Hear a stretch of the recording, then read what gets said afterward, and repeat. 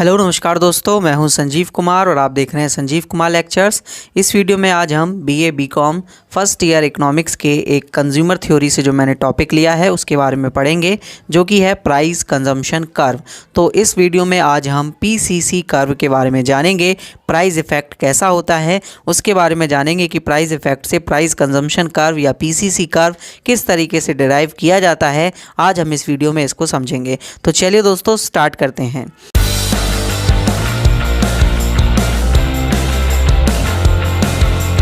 तो सबसे पहले अगर हमें प्राइस कंजम्पशन कर्व के बारे में पढ़ना है तो हमको एक बात यहाँ पर ध्यान रखना होगा कि जब हमारे पास इक्विलिब्रियम की कंडीशन आती है, आपको पता होगा ये इक्विलिब्रियम की कंडीशन है, यहाँ पर गुड्स एक्स है, यहाँ गुड्स वाई है और हमारे पास ये एक जो है वो बजट लाइन जा रही है। आप ये देख सकते हैं, ये एक बजट लाइन है, ठीक है। और हमारे पास एक आईसी कर्व ये दिया हुआ है। तो आईसी कर्व यहाँ पर ई पॉइंट पर इसे इंटरसेक्ट कर रहा है जहाँ पर इक्विलिब्रियम की सिचुएशन बन रही है। अगर यहाँ पर किसी भी एक गुड्स का प्राइस चेंज हो जाए तो उस प्राइस के चेंज होने की वजह से कंजम्पशन का लेवल चेंज होगा और कंज्यूमर डिफरेंट आईसी पर जो है वो अपने आप को ऑप्टिमम लेवल पर पहुँचेगा। तो चलिए दोस्तों, इसी चीज़ को हम जो है वो यहाँ पर इस वीडियो में डिस्कस करेंगे, ठीक है दोस्तों। तो यहाँ पर अगर मैं देखूँ तो मैंने जो है यहाँ पर 3 आईसी लिए हुए हैं, IC1, IC2 और IC3। यहाँ पर सबसे पहला आईसी हमारे पास ये वाला है, ठीक है। मैं यहाँ पर पॉइंट आउट कर देता हूँ फर्स्ट आईसी को यहाँ पर। तो फर्स्ट आईसी हमारे पास ये है, सेकंड आईसी हमारा ये है और थर्ड हमारा आईसी ये है, ठीक है। तो अगर मैं यहाँ पर देखूँ तो फर्स्ट आईसी पर हम गुड्स एक्स की जो यूनिट कंज्यूम कर रहे हैं वो x1 है और गुड्स y की y1 यूनिट को यहाँ पर जो है वो कंज्यूम कर रहे हैं।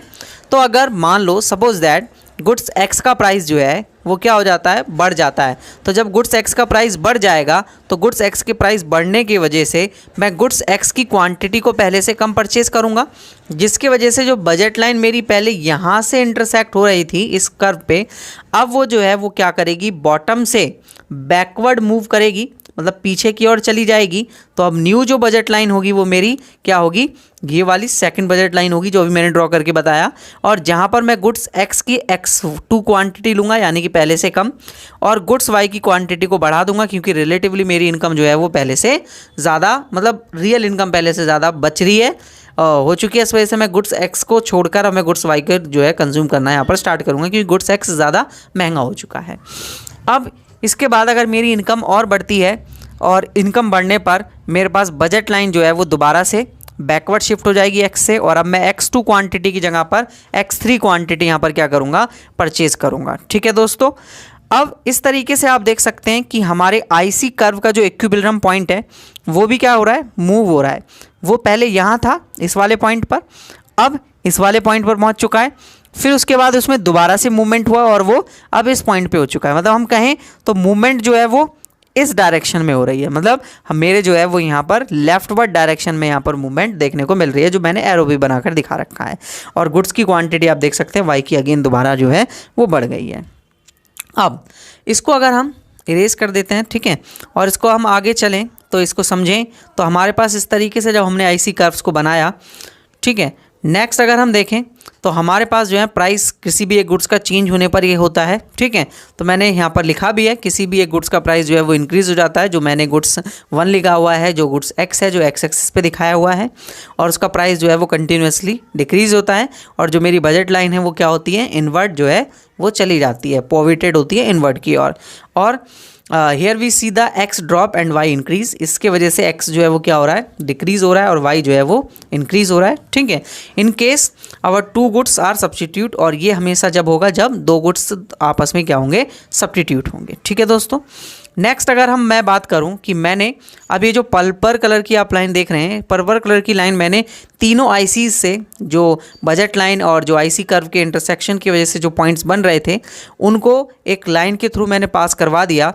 तो यही लाइन मेरी क्या होगी, प्राइस कंजम्पशन कर्व होगी, जो कि ये शो करती है कि जब गुड्स का प्राइस चेंज होता है तो गुड्स के प्राइस चेंज होने पर यूटिलिटी मैक्सिमम पॉइंट्स जो चेंज होते हैं उन सारे के सारे यूटिलिटी मैक्सिमम पॉइंट्स को अगर मैं किसी एक कर्व के थ्रू शो करना चाहूँ, सारे के सारे यूटिलिटी मैक्सिमम पॉइंट्स को जो कि प्राइस चेंज होने की वजह से किसी भी एक गुड्स के हुए हैं, तो उन कर्व को मतलब उस लाइन को मैं क्या कहूँगा, प्राइस कंजम्पशन कर्व कहूँगा, या इसे मैं जो है वो प्राइस इफेक्ट के नाम से जाना जाएगा। ये मैं इसको जो है वो प्राइस इफेक्ट का नाम दे दूंगा, ठीक है। तो ये हमारे पास प्राइस इफेक्ट जो है वो कहलाएगा। अब इसी प्राइस इफेक्ट की वजह से मैं यहाँ पर जो है वो डिमांड कर्व ड्रॉ कर सकता हूँ, ठीक है। तो जो मैं गुड्स एक्स की क्वांटिटी यहाँ पर x1 x2 और x3 यहाँ पर आपको दिख रही होंगी, ठीक है, मैं पॉइंट आउट कर देता हूँ। x1 x2 और x3 ये क्वांटिटीज़ आपको दिख रही थी। इन क्वांटिटीज़ को अगर मैं जो है डिमांड कर्व पे शो करके दिखाऊं और डिमांड कर्व यहाँ से किस तरीके से ड्रॉ होगा वो आपको यहाँ पर पता चल जाएगा, ठीक है। तो आप देख सकते हैं डिमांड कर्व हमारे पास इस तरीके से शो होगा, क्योंकि अभी मैंने आपको बताया कि हमारा जो गुड्स है उसके गुड्स के प्राइस में क्या हो रहे थे, चेंजेस हो रहे थे, क्योंकि प्राइजेस जो हैं वो पहले हमारे पास P1 था, ठीक है, किसी भी गुड्स का ये रहा हमारे पास, ठीक है। तो हम x1 क्वांटिटी को ले रहे हैं। जब उस गुड्स का प्राइस जो है वो क्या हो गया, डिक्रीज़ हो गया पहले से, या हम अगर यहाँ से स्टार्ट करेंगे, यहाँ से अगर हम स्टार्ट करते हैं तो गुड्स का प्राइस P3 है, ठीक है। चलो मैं आपको इंक्रीज़ वाले पॉइंट ऑफ व्यू से ही बता देता हूँ, यहाँ पर बनाकर बता देता हूँ अलग से, ठीक है। तो हमारे पास मैं इरेज़र से इरेज कर देता हूँ इसे, ठीक है, रुक जाइए, हाँ ये रही इरेज़र, ठीक है। तो हम गुड्स इंक्रीज़ ही वाला केस ले लेते हैं।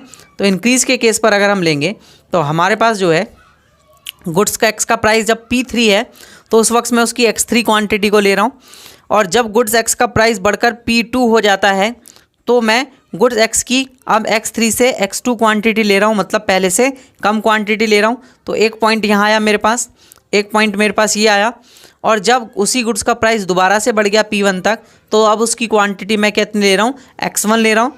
फिर हमारे पास जो है वो यहाँ पर क्या आया है, चेंज आया है।